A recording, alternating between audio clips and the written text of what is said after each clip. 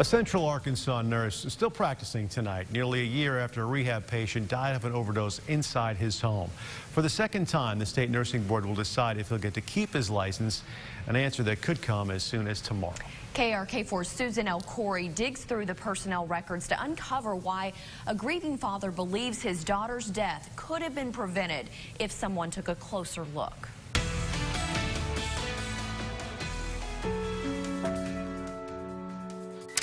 Photos of Jolie Clements paint a picture of an only child raised by her dad, starting to pave her way into college. Smiles masking a struggle with addiction, but the shutter stops days before celebrating her 21st birthday. It just seems like a nightmare. A different image of Jolie seen inside this Little Rock apartment last year, where she died chasing a high. Police found the heroin needle still in her neck. I can't right now. I'm sorry. Grief holds back Andy Clements from even talking about his daughter, calling her overdose preventable. Really makes me angry. The focus shifts to Justin Lusby, a nurse Jolie met while getting treatment at Rivendell Behavioral Health Services in Benton. In this police interview transcript, Lusby says he asked Jolie on a date, then let her stay at his apartment days after she finished rehab.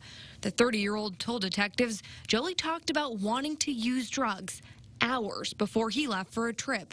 While the nurse was gone, Jolie overdosed in his bed. I'd like to know why his license hasn't been taken away. Concern over Lusby's nursing license dates back to 2014. While working at a Camden hospital, he admitted to stealing pain medication and popping those pills on the job. That landed Lusby on probation with the Arkansas State Board of Nursing.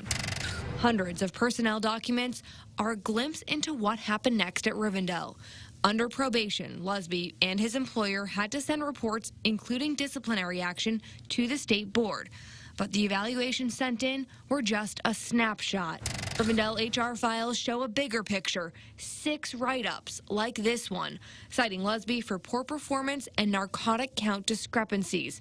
But none of that shows up on the report the state got. Instead, Lusby's quality of work, exceptional. It even says he was never disciplined. The pattern continues until this letter to the board just after Jolie's death, saying Lusby was fired for gross misconduct with a patient. That patient was Jolie. I feel like when he lost his job at Rivendell, that the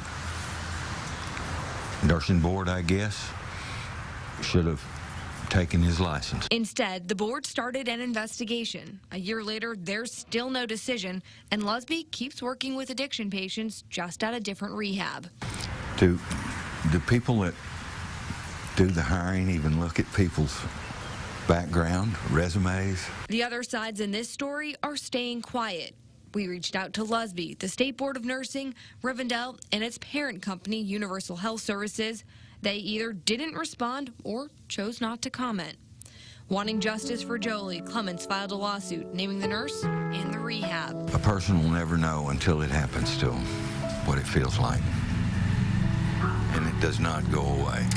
Drugs erasing any dream of this father filling new frames.